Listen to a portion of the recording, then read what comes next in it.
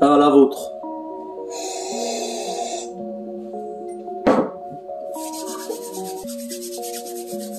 Cristiano Ronaldo, Lionel Messi. On va se calmer les gars, on va se calmer 2 minutes, c'est pas le temps de s'énerver, on va se calmer 2 minutes. Donc voilà les gars, avant de commencer cette vidéo, n'hésitez pas à mettre un maximum de pouces bleus, à vous abonner à la chaîne, c'est quand même le plus important. Donc dans cette vidéo les gars, on va dire des vrais trucs, on va dire des trucs sérieux les gars. On va dire des trucs sérieux du sens où on a Man United d'un côté, on a Paris Saint-Germain d'un côté. Donc voilà, on va dire des trucs sérieux. Donc voilà, je le répète encore, cette vidéo est amplement mon avis, ça veut dire que je vais dire un peu ce que je pense du collectif de Man U et du collectif du PSG, et je vais dire un peu ce que j'en pense ouvertement, et je vais m'exprimer pour moi quelle est la meilleure équipe et qui a la plus de chances de remporter la Ligue des Champions cette saison. Donc avant de commencer cette vidéo, comme d'habitude, n'hésitez pas à mettre un maximum de pouces bleus, à vous abonner à la chaîne, c'est quand même le plus important. Intro. Cristiano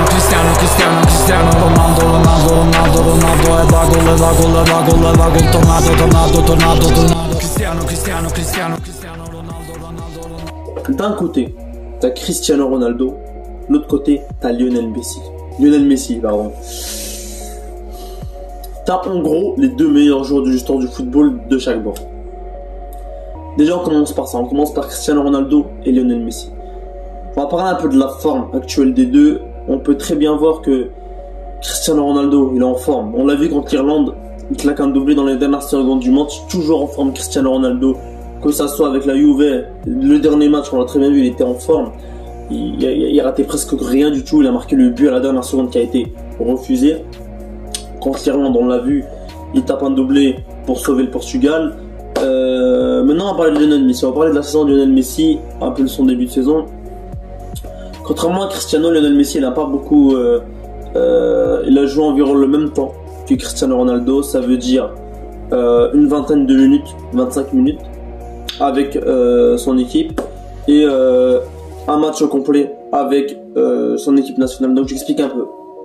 Ronaldo n'a pas encore joué avec United, mais il a joué avec la Juve. Ça veut dire que vu qu'il a joué avec la Juve, ça va faire que Cristiano Ronaldo voudra quitter. Vu qu'il a joué avec la Juve, Cristiano Ronaldo, c'est comme s'il avait joué avec son équipe. Je prends comme ça.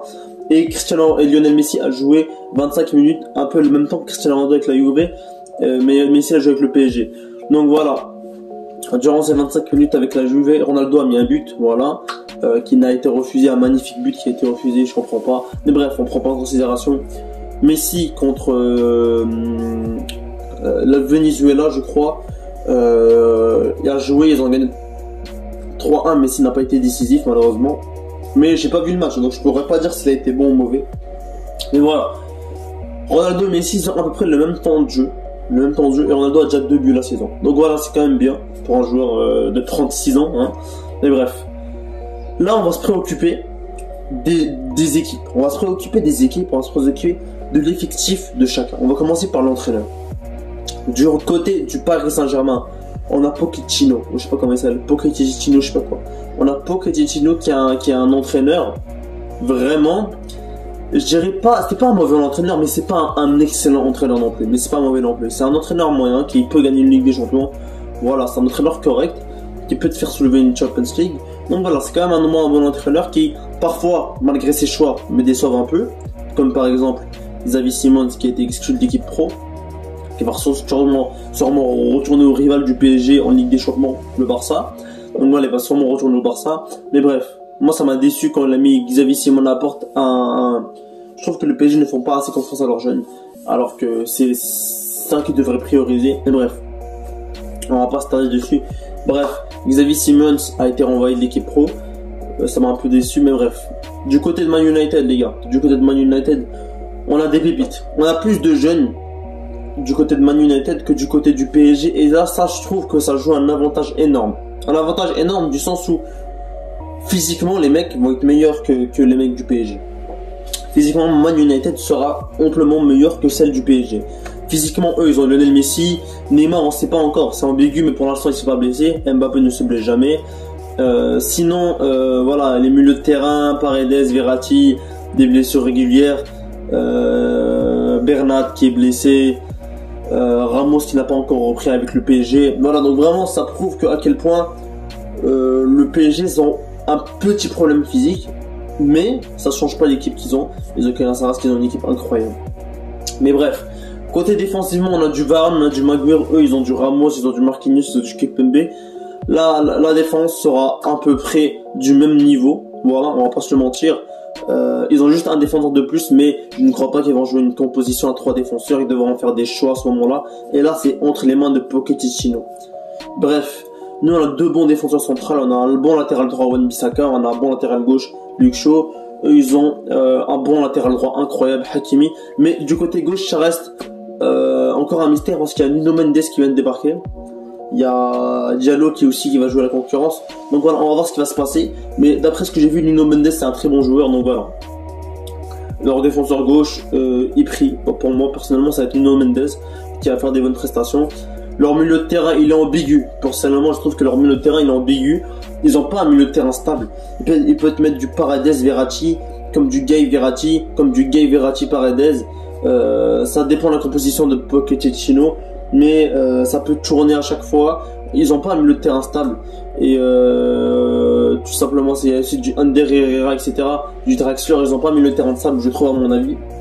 Donc, je trouve que Man United pourrait profiter de cette occasion. Voilà, le PSG reste encore un milieu de terrain extraordinaire avec du Willian, du Verratti, du Paredes, mais ça reste qu'il doit avoir une connexion entre les trois et ça reste qu'il doit trouver une composition stable pour le PSG.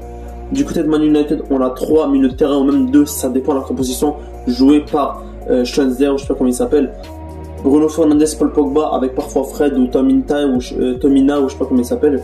Mais bref, à ce qui paraît, il est blessé. Donc là pour l'instant, ça va être du Pogba, Bruno Fernandes, qui est incroyable. On l'a très bien vu, la connexion entre ces 2 joueurs. Et moi, je trouve que la connexion joue un très grand rôle à Man United, comme dans toutes les grosses équipes. La connexion entre les joueurs est très importante. Comme par exemple, nous, Man United, on a une connexion entre les joueurs qui est incroyable. Ça veut dire que Bruno Fernandes, Paul Pogba, c'est une connexion incroyable comme on l'a pu voir dans les derniers matchs. La connexion de ces 2-là, ils se sont fait des passes décisives. Paul Pogba, il fait 4 passes décisives en un match. Bruno qui fait un triplé. Bref, le milieu de terrain est assez satisfaisant du côté de Man United. Voilà, pour l'instant, je ne stresse pas pour le milieu de terrain. On a un très bon milieu de terrain du côté de l'Angleterre. Du côté de la France, Paris, ils ont un milieu de terrain, comme je l'ai dit, pas stable, mais qui reste incroyable. Ils doivent juste trouver la connexion et ils seront inarrêtables. Ça, c'est mon avis. Du côté des ailiers, les gars. Côté parisien, on va compter Mbappé qui font partie. Mbappé, on va dire Mbappé, Neymar, Messi qui pourra jouer parfois ailier.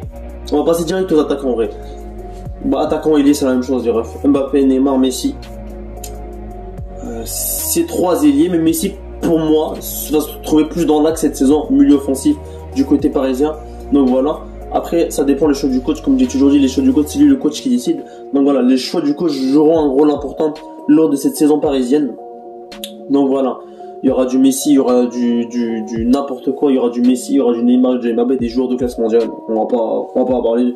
Mais du côté de Man United, pour moi est incroyable, et pour moi qu'il faudrait pas cracher dessus. On a des jeunes joueurs qui sont déjà une classe, qui sont déjà bien classés dans les 30 meilleurs joueurs de FIFA. On a du Greenwood légué comme on l'a vu la dernière saison, cette saison, très décisif à chaque match. Il essaie de donner le meilleur de lui-même. Il marque, il sauve l'équipe, il sauve Manu. Donc voilà, c'est très positif du côté de Manu. Voilà, on a Greenwood qui est incroyable. On a du Rashford qui est actuellement blessé, mais j'espère qu'il va revenir en force pour aider le reste de Manu. Rashford, on va pas faire un plat, ça reste un excellent joueur. Voilà, excellent joueur, technique, dribble, but. Et on sait quand Rashford joue contre le PSG, ce n'est plus le même. Mais bref, Rashford qui a une qualité technique incroyable, imprenable, une qualité de finisseur incroyable, que je trouve qu'on n'en parle pas assez. Il devrait juste plus l'utiliser. Et on a aussi du Sancho qu'on a recruté cet été pour 85 millions d'euros, qui fait le taf. Tu peux le mettre à droite ou à gauche, il fera le taf. Donc voilà les gars, pour moi, ça c'est pour un peu les attaquants gauche ou droit qui jouent pour Man United.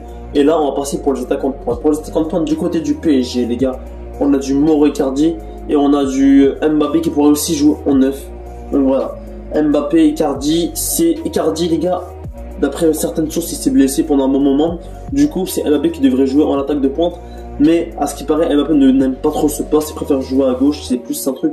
Donc le PSG devrait dépanner sans attaquant de pointe durant une bonne partie de la saison. Mais comme on a très bien vu, Mbappé pourrait vraiment jouer en 9. Il a été bon contre Reims. Je crois qu'il a joué en 9. Mais voilà, les gars. Mbappé peut jouer comme un 9 avec ses courses, etc. Ça peut être incroyable du côté du PSG. Donc, on s'inquiète pas trop pour l'attaquant de pointe. Mais du côté de Man U, les gars. Edinson Cavani, qui est incroyable. On l'a vu la dernière saison, les gars. Qui a beaucoup apporté à l'équipe de Man United. Qui est juste incroyable. Qui a beaucoup aidé l'équipe de Man United. Et l'autre, Cristiano Ronaldo, les gars. Qui est un des meilleurs joueurs de l'histoire du football, qui va être là avec Man United pour soulever l'équipe un petit peu, pour la relever, pour qu'elle devienne plus forte. Donc voilà.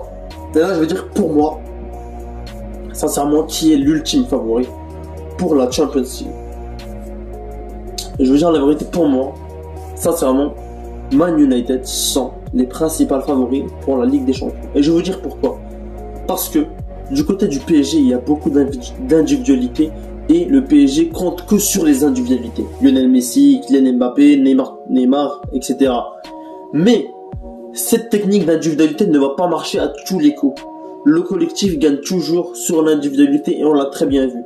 Avec le Bayern qu'ils ont perdu en finale, avec Man City qu'ils ont gagné contre le PSG la saison dernière, on a vu que le collectif est meilleur que l'individualité. Donc voilà. Côté PSG, on a plus, je trouve qu'ils n'ont pas assez compris, qu'ils ont plus d'individualité que de collectivité. Ils ont trop de gens qui se connectent pas ensemble, si tu vois ce que je veux dire. Mais bref, on l'a vu en entraînement, Messi, Neymar et Mbappé, ça risque bien de se connecter. Donc voilà, on verra avec ce que ça va arriver. Est-ce que Messi, Neymar et Mbappé vont faire le taf? Et voilà. Et Di Maria aussi, je l'ai oublié. Di Maria qui est un joueur que je trouve qui est hyper sous-coté du côté du PSG, donc j'espère qu'il va avoir du temps de jeu. Et du côté de Man United, on a beaucoup de collectivité juste avec deux joueurs. Bruno Fernandes et Paul Pogba.